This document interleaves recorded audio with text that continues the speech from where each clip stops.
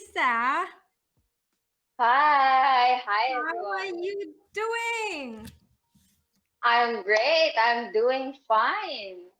I'm so, How? so very excited to have you here today because this call has been quite challenging for us to keep rescheduling this call. Yeah, I know, right? Yeah, it is crazy. Anyway, thank you so much for joining us today, ALYSSA.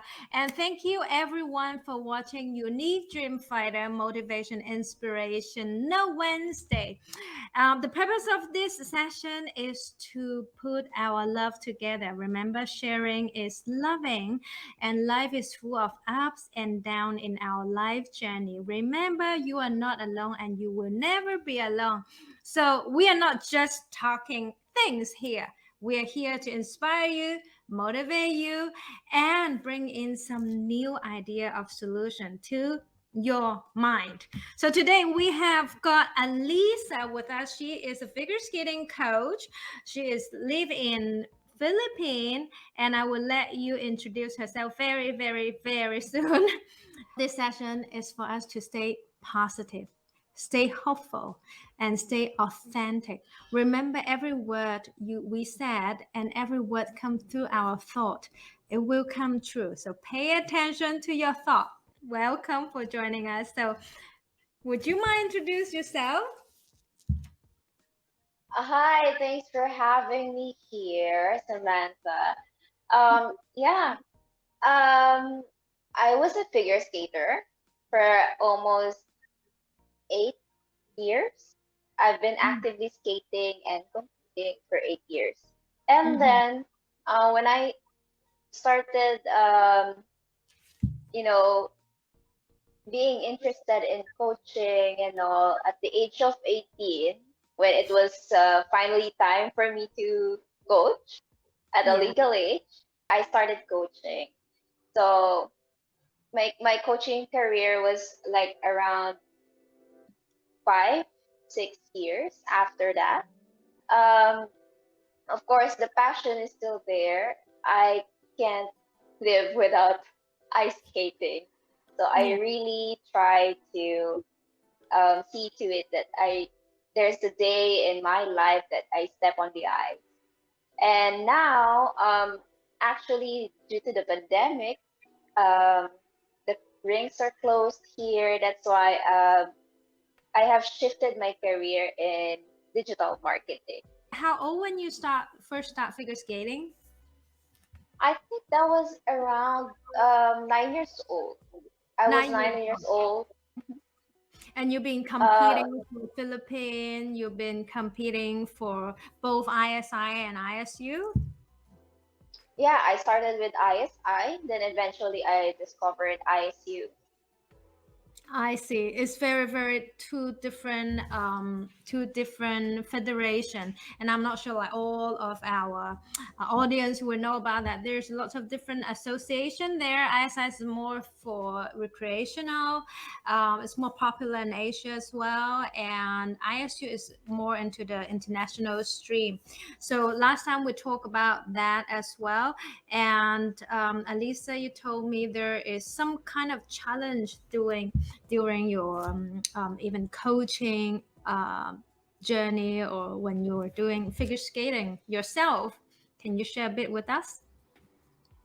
Yeah, the challenging part before was yeah, for a person like me who's not that rich to spend a lot of money in skating. Yeah, we all know skating is a expensive sport, Expensive. right? Yeah. Yeah, with the shoes and all, those are the most expensive part Yeah. that we have to deal with. So I try to learn by my own, Mhm. especially with the help of my dad, who really watch videos. He gets ideas from YouTube and turns them into a slow motion. I'm not that type of skater who has a lot of coaches back at my days. I only Yeah. have one coach because I really cannot afford to pay several coaches at the same time. Yeah. So if I need to do some artistic, I set up with one coach, and then Mm. my mom tells me that you have to keep up the pace. We cannot afford to re-enroll again and continue with the process, you know. So I really try my best to adapt and learn on my own. And of course, good thing my dad is there with me, who really tries to gather up some videos and really learn the techniques. Though he's not a ice skater, he just watch and base it all on physics. Yeah, and Wow. Wow. that that's Amazing. how everyone looks up to me. And of course, they were wondering how can my dad um how can my dad tell me to do this. We all know that coaches have a different technique, and other skaters have their own technique. You know that.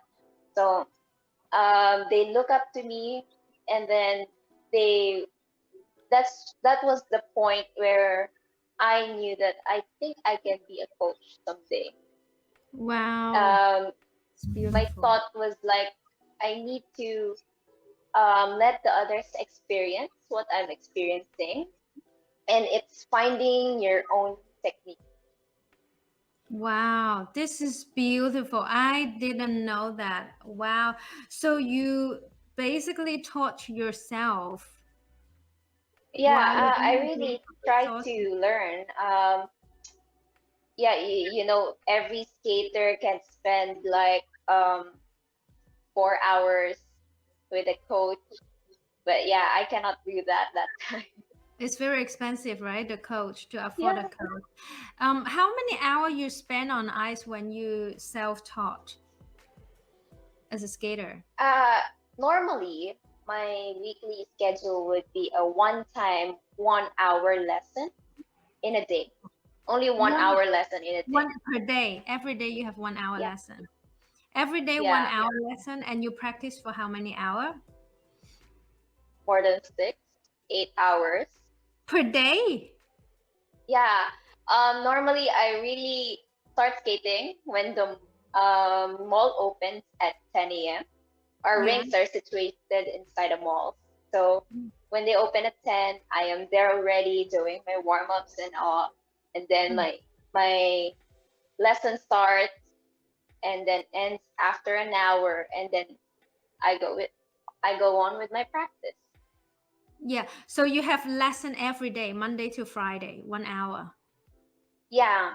Most days I have, most days I don't have. Depends on the schedule I get with the coach.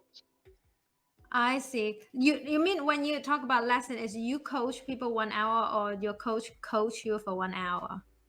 My coach teaches me Coach for you. 1 hour. I see. I see. That's not so bad. That's not so bad. Hmm. And what drive you to, continue this journey, even though you think, oh, I can't afford more hours with coaches? Like, what really motivate you? Um, just the fact that other skaters look up to me. Like, I want to learn like how you jump. I want to learn how you skate, something like that. So when every time I hear those words from my co-skaters and from the younger ones, the younger generation, I really get inspired to do better. And Mhm.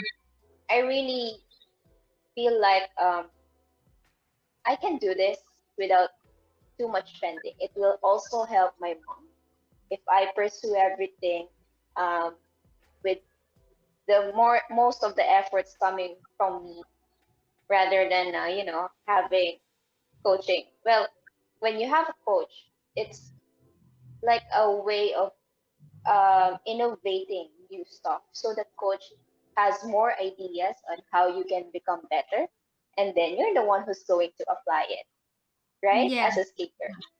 Yes, right.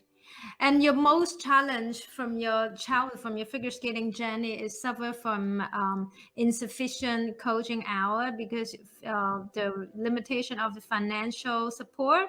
Is that what you Mhm. mean?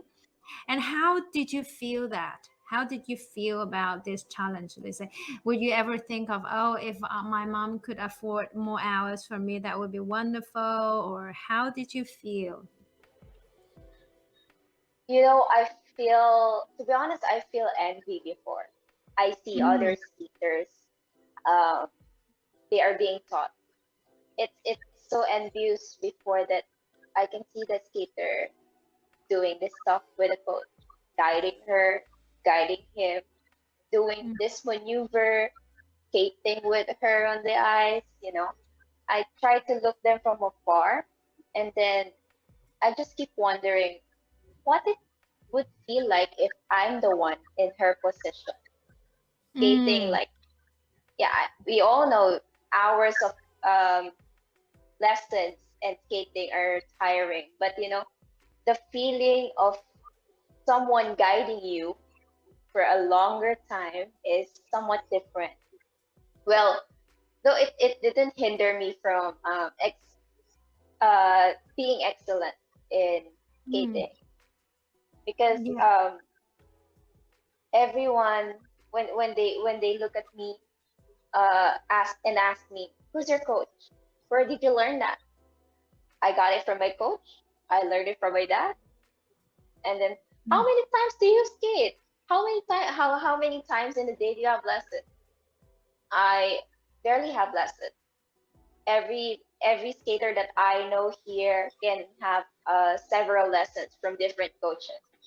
There's mm, one coach for technical. There's one coach for artistry. There's one coach for choreography and for edges. You know. mhm. But for me, I really like to learn stuff on my own, and I want to try to challenge myself if I can do it in a different way that others, different way than the others that are doing. Right. Wow. It's beautiful. There's a beautiful message in between those lines. But then thank you for telling me how you feel by that time. I mean, anger or envy is a very, very often happen emotion in us, and sometimes we're just trying to run away and say, oh, it's okay, right? But actually maybe it's not okay. Yeah. And I would like to know how you overcome that and how you transform those emotions becoming your motivation. Every time I skate, I just like, oh, I don't have a coach, no one's teaching me, but hey, I'm doing it. I'm actually doing it, right?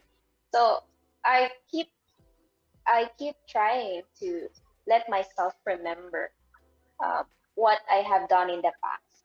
What have I achieved before? Mhm. Did I win even without this frequent lessons? Did I lose? What what did this um, bring me to? This situation that I'm uh, feeling, you know. Mhm. So it I'm telling the other skaters it's not really, you know, there are other skaters like me who can afford several coaches as well. They really can afford to um, costume, you know. Mhm. Um, I also envy other skaters who have beautiful costumes before with those big rhinestones and Yeah. that shines on the eyes. Like, Yeah. okay, mine's a bit small. The stones are small, you know. So I try to share to others that you can be better in your own way. Just focus on yourself and focus on what you are trying to achieve. If it's a competition, try to outshine your competitors and try to outshine others and try to perform well. It doesn't matter how many coaches you have, how many costumes you have, or how nice your costume is in a competition. As long as you're doing what's right and you're enjoying what you're doing, then I think uh, it's a win-win for you and everyone. Beautiful, beautiful. Alyssa basically saying when you are fully enjoy what you are doing, and you feel so enough, even though you're not enough. You When you say that, it reminds me, you will never be the richest person in the world, and you won't be the poorest. And even in Hong Kong, most of the figure skating students, they only have half an hour lesson per week. So Oh, really? really, yeah, a lot of them, many majority is 30 minutes lesson per week. And some of them will dream of they will become Olympic champion one day for that amount of hours. I used to think of that too, before I know like how this Olympian, how this competitor work every day. It's a completely eye-open thing. So like you said, I think every of us, it does have a piece of us feeling ourselves not enough. We're not rich enough, we are not good enough, the dress is not pretty enough, and whatever. But then is the power that behind you saying that even though all of that, I'm not enough, I'm still enjoying to do my own way to achieve my own goals. This is truly Yeah. beautiful. This is truly beautiful. And Right.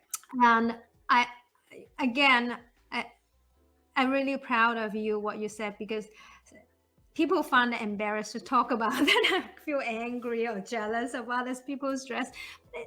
When we face the emotions, we can make change. So in your story, what do you want to change for others and yourself? Mm, I mean, Even for your I think student or in the certain environment, through your teaching or for your being, like, is there any concept you want to implant to your student or yourself or maybe your family or your friends? I think what I want to change here is the way people think at the first look. Um, I've Mm, experienced one time that, oh, this skater must be so good. I wonder how she does it. She does her training? Does she go abroad in several trainings? Oh, this skater, she's so good because she used to train with a coach of Yuna Kim, you know. mm, So if what I want to change here is the way people think of those things that, yeah, they look incredible, but you don't know what kind of struggle they have been through. You yeah. don't know what efforts or what do they have to do for them to get there. And Mm-hmm. also for those people who can do the same thing, have a coach, have a Yuna Kim coach, for those people, they have to try it to think, why are they not capable of doing that? But still, they can excel just like the others. Yes. Change the first sight of your judgment. Yeah, let go of your judgment. And the judgment is not only toward that person, it's also judgment reflecting yourself, right? When you think the other person standing in front of you is so much better than you, then you like automatically shrink into a small potato kind of state, right? Not let those judgment to define your values. Yeah, I agree. Right. I totally Right. agree. Perfect. So, what is your call? Your call is to let down of your judgment, or let go of your first impression. And what is your call? I think that's the reason why I became a coach. Ah, So I think, yeah, with all of those said, you know, I remember sharing to my students that it doesn't matter if you have this kind of costume or you just bought it from a shop or the others have it tailor fit made, you know. Mm. It this is your career, you know. You don't let others judge how you perform. You don't let others judge how you do your thing, and you don't let others judge how you get this thing, because it's all in you. They cannot, you know, they cannot tell you what you need to do, because every person is different. This person can do something that you cannot do, and you cannot do what the other person can do also. So I think when I became a coach, um, it was trying to tell me, oh, you have to share what you have experienced. I remember this one time, Mm. my dad somehow got into an issue, like, why is he teaching? He's not even a coach. He shouldn't be teaching, because others wanted to know who's coaching me, who's training me after lessons. They know my coach, they know my original coach, but they know they're wondering who continues your lesson. How do you become so good at this, at jumps and spins? And then my dad suddenly was in an issue like, you shouldn't be coaching. You're not registered. You're not qualified to be coached because you're not even a skater. So Mm.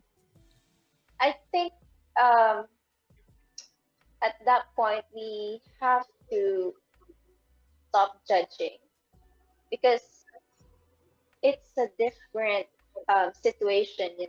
That's what happened to my life. I can adapt with my dad. Others can adapt with coaches. So I think um, when I started coaching, it makes sense to me that I need to tell the skaters, you have to find your own technique. You don't base it on what others tell you. Right. There is a beautiful message behind that. I understand in a coach. I used to be a coach. I understand why coach got frustrated when parents involving the coaching because mixing up identity. But like you said, maybe some of the judgment doesn't work for some people, and some people need other way to work their life around to the result they desire. But the thing is, I realized what pain of you become your biggest motivation. So because you feel like yourself is so insufficient, you don't have all the material you need, you don't have all the coaching hour you need, you don't have every financial support you need, but you still want to make things work in your way, whatever works. There's a famous movie called Whatever Works. It's a funny movie. um, so I think letting go of judgment, that we actually eventually all of a human being should let go of judgment, because we are not in a position to judge others when you don't know what's happening with that person. When we let go of that, it will make life so much easier for yourself and also for the other person, which is a very beautiful message. I'm not saying that any parents should interfere a professional figure Yeah, skating coach to teach, but then as a layman or as a normal person, we don't know the story enough to judge we should or we should not. So this true. is beautiful message behind your pain, and I'm very happy that your pain becoming your motivation. And I'm sure from where you are, Philippines is a natural, very hot weather country. So you don't have ice, anytime winter, you can just open the door and skate out there. So Yeah, it takes a lot of courage to pursue something. Don't think your dream is too big to achieve. Yes, bring his dream big and make it happen. This is the most beautiful part, really. It's beautiful, Alyssa. All right. So, what action you take to initiate, motivate your student? When they come to panic attack, like I can't do this, I can't do that. Like what you do, or you get panicked too. I skate with them. When I was coaching, they Yeah. know me for doing demos. Yeah. Coach, can you do this with me? You know, there was a time when I stopped like a few months. I want to focus on school. And then when Yeah. I went back to coaching, they expect me to still do the same thing, same maneuver, as if I didn't Mhm. stop skating. Yeah. Yeah. Well, I'm like, what? I'm aging already, you know. I just look young. But yeah, we are aging. Your coaches are getting old, so it's like they're getting a bit rusty whenever they stop skating even for a day. But they know me as a coach that also do demos. So every time my skater has a panic attack, coach, I cannot do this. How to do this? I might fall. I might trip over. I might something might happen. Oh, come on. I just tell them, oh, come on. Let's skate together. I'll do it with you. That's what Mm. I do to motivate my students. They love um skating when I'm around skating with them. Actually, if I can remember, that's what my coach did to me as well. He was we were aiming to join ISU competition, and I needed an axle for me to join my first ISU because I was on that age level. We call it juvenile, or I Mhm. think pre-novice in Mhm. ISU that needs an axle before. Yeah. So timingly, I was starting to learn my axle, but we have to catch a deadline. My mom doesn't want to let me join the competition if I'm not even 80% of my axle, you know. Mhm. So what my coach did was, okay, let's do a game. Let's see who can land 5 axles. First to 5. He jumped with me, racing with me, and completing 5 axles. And that day I landed my first axle. Oh, So beautiful. Beautiful. Wow. Thank you. And what is your hope for the future self? For yourself or for the skating industry, for skater or dancer, whatever. What is your hope for them? well, right now at this time of pandemic, I'm really hoping, you know, that everyone, well, this hope is somewhat a dream, a magical dream of mine that I'm also hoping for it to happen. It's that everyone can have an easy access to their training facility, you know, knowing that knowing that Philippines is a tropical country, we don't get ice rain, and when situations happen like this pandemic, uh, our career stops, our sport stops. So I really hope that everyone can get an access and easy access to this sport. When the pandemic was, you know, when the pandemic was kind of light nowadays, like let's say basketball, they can just go at any basketball court and play. When people want to do other sports like badminton, they can just go to an open field and play badminton. But for ice rink, for countries like us, we have to wait for the malls to open. Yeah. We have to wait for a certain restriction to lighten up. So Yes. I'm really hoping there will be a time uh, where all facilities, training facilities, can be accessed easily. That's great. Wow. I hope Philippines will be open very, very soon as well. Thank you so much, Alisa. Before we end this conversation, are you doing any online service for skaters or off ice training? So for our fellow, be able to stay in touch with you. Actually, I'm still thinking about going to teaching again. Mm-hmm. Yeah, I have kids already, and actually I have a different career here with me, Mm, which I am excelling in. But mm, yeah, I'll let you know if I'm mm. back at teaching again. And they can contact me with Facebook. I have Facebook, I have Instagram. Perfect. Wonderful. Thank you everyone for watching. I hope you are inspired from Alyssa. Beautiful story today. And here you see there's a code Alyssa_10. If you would like to take a look of our website, Samantha's Clothing, you can use Alyssa's code, get 10% for today. And please feel free to stay in touch with Alyssa and stay in touch. Just stay in touch. If you have any questions, please feel free to email us or message us in private. Bye bye. Thank you. Bye. Let me stop.